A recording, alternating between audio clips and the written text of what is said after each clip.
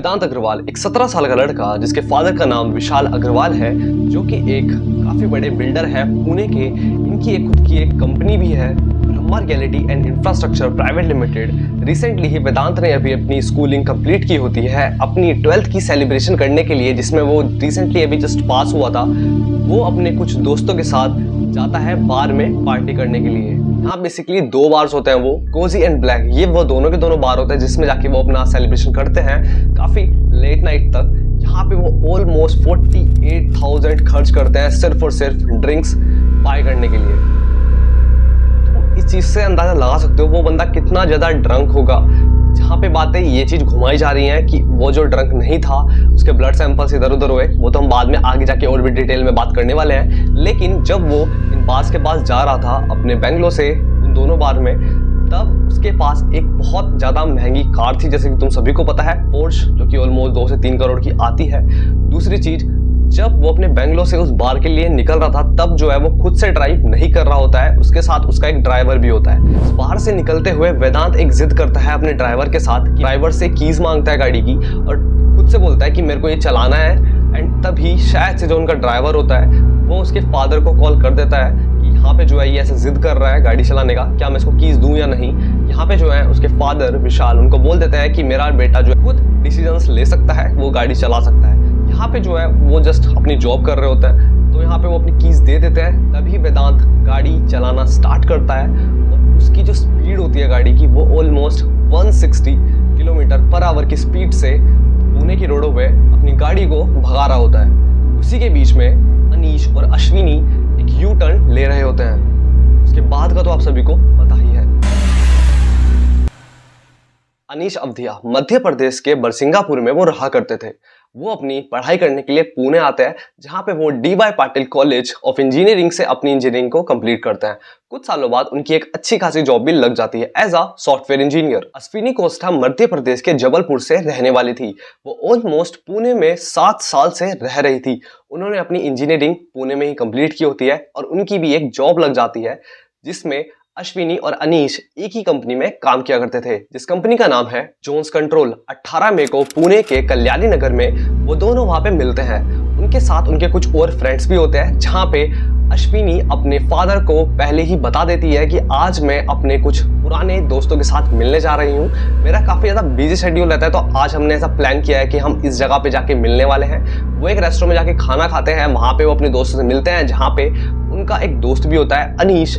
जब वहां से वो अपना काफी ज्यादा टाइम स्पेंड करने के बाद वो रात के ऑलमोस्ट 2 बज जाते हैं, तब वो सोचते हैं कि हमको शायद से यहाँ से चल देना चाहिए। अब अनीश और अश्विनी एक ही बाइक पर वहां से जा रहे होते हैं। वो यहाँ से जाते हुए आगे जाके एक उनका यू टर्न पड़ता है। यू टर्न पे वो अपनी गाड़ी स्लो भी करता है पीछे देखने के लिए अनीश की कोई गाड़ी तो नहीं आ रही है। वो आराम से टर्न मारता है कि पीछे से देख के कि कोई नहीं आ रहा है। जैसे वो टर्न मारता है, एक बंदा जो कि 160 किलोमीटर पर आवर की स्पीड से अपनी पोर्श को भगाते हुए लेके आ रहा होता है, जिसने ऑलमोस्ट 48,000 की ड्रिंक्स को पिया होता है। ऑब्वियसली बात है, अकेले नहीं, साथ में उसके और लोग भी थे, बट लेकिन ये बहुत ज्यादा बड़ा अमाउंट है भाई। लिटरली तुमने वहां पे ऐसे सारी चीजें की एंड इतनी तेज स्पीड लाके जब उन्होंने वहां पे उस गाड़ी के साथ क्रैश किया, तो भाई यहाँ पे जो अश्विनी की बॉडी होती है वो ऑलमोस्ट बहुत ज्यादा दूर जाके गिरती है।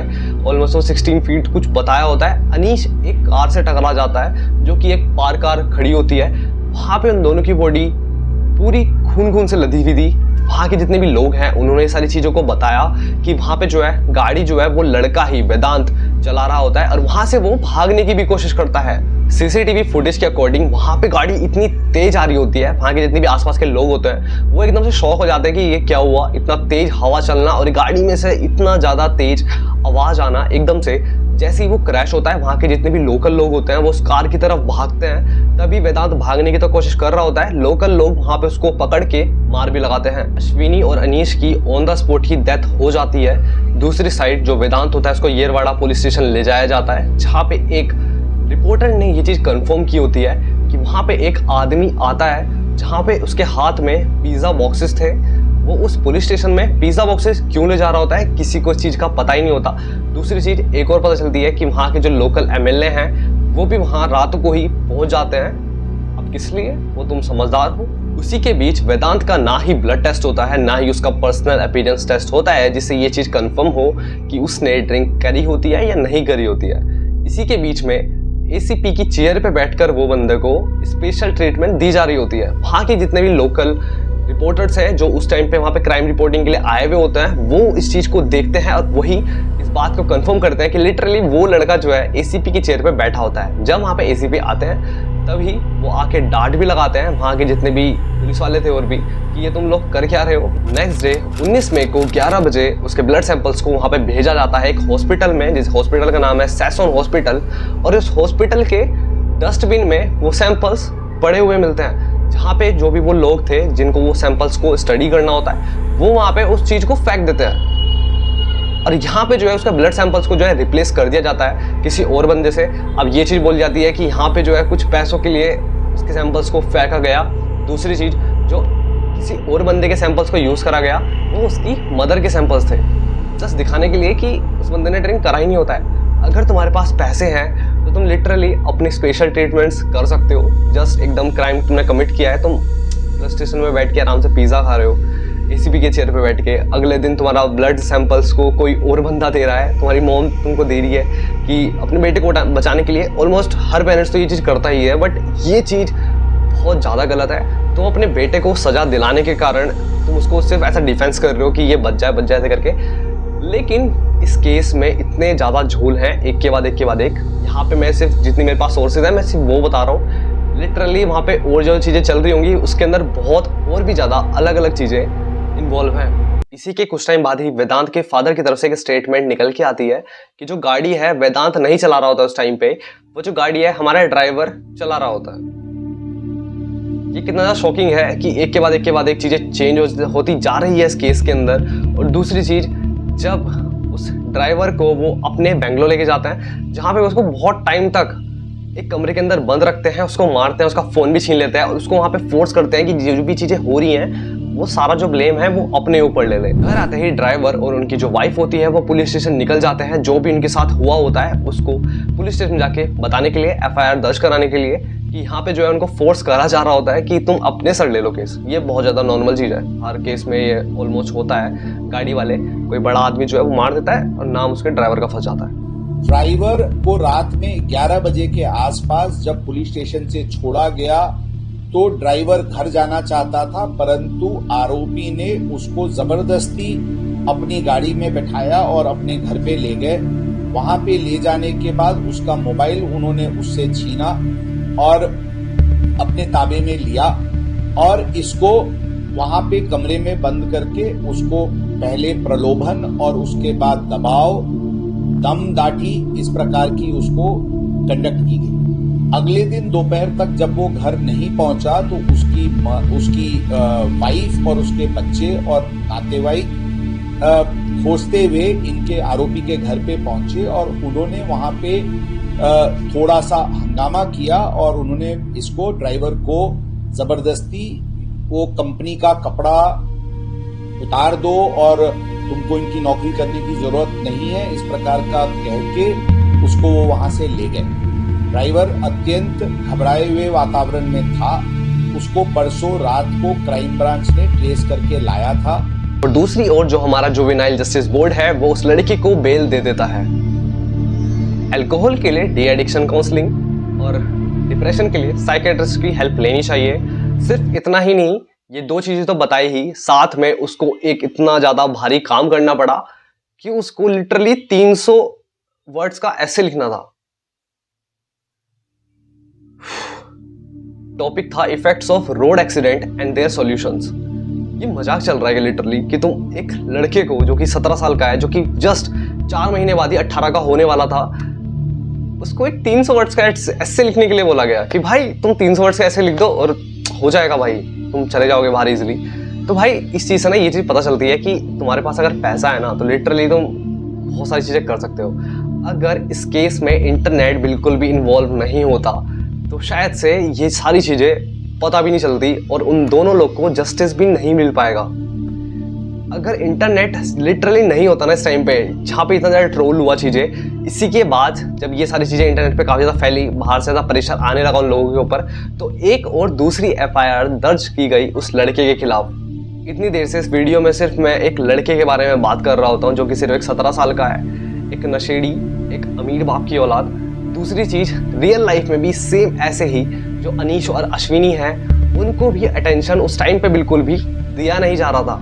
ना ही उसकी फैमिली को, जब उसकी फैमिली पुलिस स्टेशन पहुंचती है तो उनको वहाँ पे खड़ा भी नहीं होने दिया। वहाँ पे जो अनीश के अंकल होते हैं वो इस चीज़ को वहाँ पे कंफर्म करते हैं कि जितना भी फेवर है वो उस लड़के के साथ ही था, क्योंकि ऑब्वियस सी बात है भाई, मोटी पार्टी है, अंधा पैसा है, तो जिस बंदे को जहाँ से उन फैमिली की तरफ से पैसे खाने के लिए मिल जाए वो बेस्ट है। ठीक है, जहाँ पे जस्टिस की बात आती है कि दो बंदे को बिन मतलब ही उड़ा दिया गया, साफ उस लड़के की गलती होने के बावजूद भी उनको, उनके माँ बाप को उस पुलिस स्टेशन में खड़ा ही नहीं होने दिया। थैंक गॉड, जब लिटरली ये न्यूज़ इंटरनेट पे इतनी ज़्यादा वायरल होनी शुरू हुई तब बाहर से एकदम से प्रेशर आया। जब प्रेशर आया तो वहाँ पे जो है उसकी बेल को कैंसिल करा गया, बेल कैंसिल करा गया और उसको एज अ एडल्ट ट्रीट करा गया। बेसिकली एडल्ट ट्रीट किसी भी एक माइनर को तब करते हैं, पहली एफआईआर होती है जब उसने कुछ सीरियस क्राइम कमिट किया होता है, तब तुम उसको एज अ एडल्ट ट्रीट कर सकते हो। यहाँ पे जो कुछ पुलिस वाले होते हैं उस एफआईआर में उसको वो एडल्ट ट्रीट बिल्कुल भी नहीं करते, क्योंकि उनको पता है भाई उसका फादर कौन है, वहाँ से पैसे आने हैं, सीधी सी बात है। तो जैसे वो बोलेंगे वैसे ही उन्होंने वहाँ पे कुछ पुलिस वालों ने किया। हाँ भाई, अब वो एक दो पुलिस वाले थे जो कि सस्पेंड हो भी चुके हैं। इस केस में ना एक बंदे की गलती नहीं है, एक लड़के की तो है ही गलती, लेकिन साथ में इतने सारों बंदों की गलती है जो कि मैं आगे जाके आपको आगे एड्रेस करने वाला हूँ। पहली चीज़, वेदांत को गाड़ी चलाना देना ही नहीं चाहिए था, बिना लाइसेंस के वो भी, और ऊपर से जब तुमको पता है कि उसने ड्रिंक की है। दूसरी चीज़, जब उसने ड्रिंक की, ड्रिंक कहाँ पे की? बार के अंदर, वहाँ पे जितना भी वहाँ का स्टाफ है वो उसको ड्रिंक सर्व कर देता है बिना उसकी एज चेक किए, बिना उसका आधार कार्ड चेक किए, जहाँ पे वो 48,000 की ड्रिंक को बाय करता है। पुलिस वाले कुछ पैसों के लिए वहाँ पे उस लड़के को वीआईपी ट्रीटमेंट्स देते हैं। लिटरली मजाक चल रहा है क्या? तुमने एक दो इंसान को उड़ाया है लिटरली, वहाँ पे उसके लिए पिज़्ज़ा लाने जा रहे हैं, एसीपी की कुर्सी पे बैठ के वो बंदा मस्त ट्रीटमेंट्स ले रहा है, रात को एमएलए आ रहा है भाई बचाने के लिए। हॉस्पिटल में ब्लड सैंपल्स को डस्टबिन में फेंक देना सिर्फ और सिर्फ कुछ पैसों के लिए, कि ऐसा हम कर देंगे तो शायद से उनको पैसे मिल जाएंगे। ऑब्वियसली बात है, मिलने हैं, ठीक है। ड्राइवर को धमकाना, मारना कि तू जितना भी ब्लेम है वो अपने ऊपर ले ले। ऊपर से जुवेनाइल जस्टिस बोर्ड 300 वर्ड्स का ऐसे, ब्रो डैम, ये चीज़ इंटरनेट लिटरली है, इसके चक्कर में ही इतना ज़्यादा प्रेशर आया। ऊपर से एक इन्फ्लुएंसर को भी लपेटा गया था इस केस के अंदर। तो इंस्टाग्राम पे उसने कुछ ऐसा पैरोडी वीडियोस बनाया, एक रैप भी बनाया। इस वजह से उस बंदे के ऊपर इतने सारे न्यूज़ चैनल्स की नज़र गई कि वो जो लड़का है वेदांत, उसका अभी तक फेस रिवील नहीं किया गया था।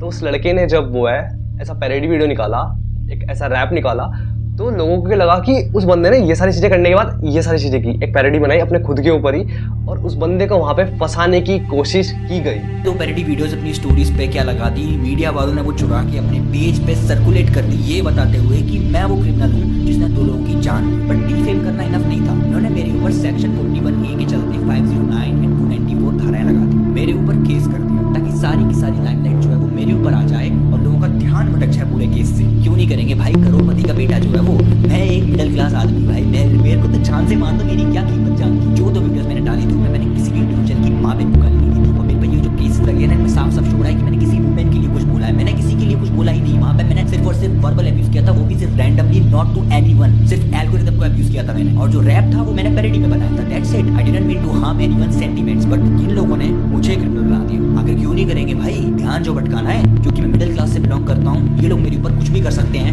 और वहीं वो बंदा एक दिन के अंदर बेल ले लेता है, क्यों? क्योंकि उसके माँ बाप अमीर है। मेरे को 25 तारीख की शाम को नोटिस आया कि आपको 27 तारीख की सुबह 10 बजे पुणे पुलिस स्टेशन में प्रेजेंट होना होगा। यहाँ से पुणे तक का रास्ता 40 आवर्स लगेंगे। लोअर क्लास फैमिली से हूँ, कार नहीं है, इतनी जल्दी इतनी दूर पब्लिक ट्रांसपोर्ट नहीं हो सकता। ऊबर में एटलीस्ट यहाँ से वहाँ तक का आने जाने में 40,000 रुपए लग जाएगा। अपार्ट फ्रॉम दैट मेरे को वहाँ पे भी बेल के पैसे देने होंगे, लॉयर हायर करना होगा, and they could actually keep me there for as long as they want. क्या पता मुझे वहाँ ले जाके क्रिमिनल ही घोषित कर दें और मुझे जेल में डाल के बता दें कि the Porsche killer is in jail, 2 लोगों की जान गई, ड्राइवर पे एलिगेशन लगा दिए, लैब रिपोर्ट्स के साथ खड़ा हुआ।